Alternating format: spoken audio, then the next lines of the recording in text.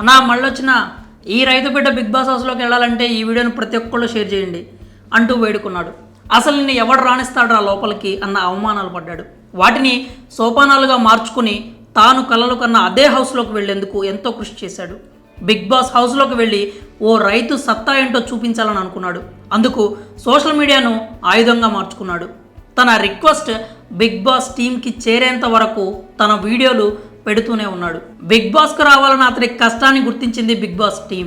Big Boss season 7లో అత్యంత సామాన్యుడిగా రైతు బిడ్డగా ఇంట్లోకి అడుగుపెట్టిన పల్లవి ప్రశాంత్ బిగ్ బాస్ హౌస్లోకి వెళ్ళడమే కాదు, అందరి మనస్సులు దోచి విజేతగా కప్పు కొట్టుకుని విన్నర్గా బయటకు వచ్చాడు. ఇంట్లో అడుగుపెట్టిన దగ్గర నుంచి తన ఆట తీరుతో విజృంభించాడు. బాధ వచ్చినప్పుడల్లా మగపిల్లలు ఏడవకూడదన్న లోక నీతిని పాటించకుండా చిన్న పిల్లాడిలా కన్నీరు పెట్టుకునేవాడు. తన కోపాన్ని కప్పు గెలవాలన్న తన కసిని టాస్కుల్లో చూపించేవాడు. నామినేషన్స్లో కాస్త ఓవర్గా రియాక్ట్ అయినా కూడా మళ్ళీ తిరిగి వారితో కలిసిపోయేవాడు. అతని తీరు, మాట, నడవడికకు ఆడియన్స్ ముగ్ధులయ్యారు. ఓట్లు వేసి గెలిపించారు.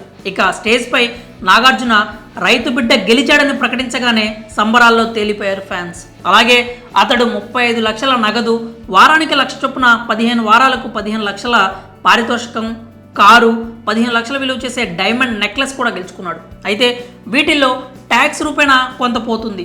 ఇదిలా ఉంటే అన్నపూర్ణ స్టూడియో నుండి బయటకు వచ్చిన పల్లవి ప్రశాంత్కు ఘన స్వాగతం పలికారు ఫ్యాన్స్. ఈ సందర్భంగా ఓ ఫ్యాన్ తన అభిమానాన్ని చాటుకున్నాడు. యాదగిరి గుట్టలో లక్షలు విలువ చేసే భూమిని బహుమతిగా ఇస్తున్నట్లు ప్రకటించాడు. వంగపల్లి దగ్గర 15 లక్షలు విలువ చేసే ఓపెన్ ప్లాట్ను బహుమతిగా ఇస్తున్నట్లు చెప్పాడు. త్వరలోనే ప్రశాంత్ పేరిట రిజిస్ట్రేషన్ చేయిస్తానని ఆ అభిమాని వెల్లడించాడు. మరి ఒక రైతు బిడ్డ పల్లవి ప్రశాంత్ గెలవడంపై, అలానే అభిమాని రైతు బిడ్డకు భూమి బహుమానంగా ఇస్తానని చెప్పడంపై మీ అభిప్రాయాలు ఏంటో కామెంట్స్ రూపంలో తెలియజేయండి.